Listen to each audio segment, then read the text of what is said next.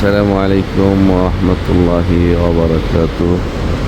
সম্মানিত ভিউয়ার্স, প্রিয় ভাই ও বোনেরা, পলো পলো পানির স্রোতের শব্দ, নির্মল শব্দ শুনতে পাচ্ছেন আপনারা এবং সুন্দর প্রাকৃতিক দৃশ্য দেখতে পাচ্ছেন। হয়তো চিন্তা করছেন এত সুন্দর দৃশ্যটি কোথায়। এটা কি ফিজিক্যালি আমি নিজে উপস্থিত হয়ে নিজের ক্যামেরাটা নিজে উঠাইছি কিনা সেটা অনেকের কনফিউজ থাকতে পারে। তো সেই কনফিউজ দূর করার জন্য সবার জ্ঞাতার্থে বলতেছি, এটা হলো সেই স্বপ্নের লাদাখ। আমরা মানালিতে ছিলাম গতকালকে।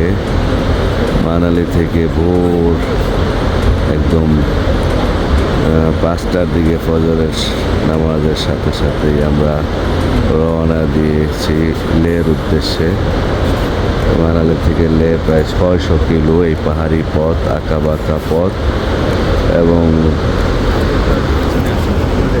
এই যেই নদী, এই নদী পাড়ি দিয়ে নদী আসলে ওই পাহাড়ের বরফ, ওই বরফগুলো গলে গলে ঝর্ণা আকারে ওই যে দেখতে পাচ্ছেন আপনারা, এই ঝর্ণা আকারে আসতেছে।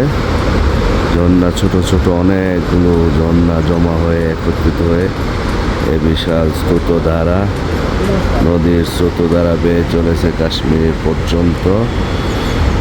এটাকে, এই নদীকে বলা হয় স্বর্ণচূড়া নদী। কাশ্মীর পর্যন্ত এই নদী ছুটে চলেছে। রাস্তাতে জ্যামের কারণে আমরা এখন কিছুক্ষণের জন্য গাড়ি থেকে নেমেছি এবং নেমে ভিডিও করতেছি।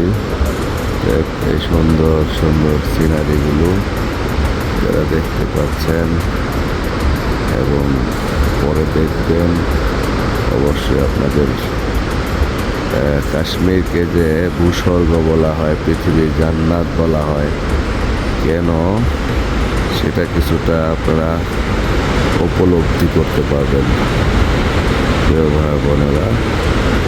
এই জন্য পৃথিবীতে বিভিন্ন প্রান্তে ভ্রমণ করা এটা শিক্ষণীয় এবং ভ্রমণের ব্যাপারে উৎসাহিত করেছেন পৃথিবীর সকল জ্ঞানীগুণী ব্যক্তিবর্গ। কোরআন হাদিসের মধ্যে ভ্রমণের কথা রয়েছে।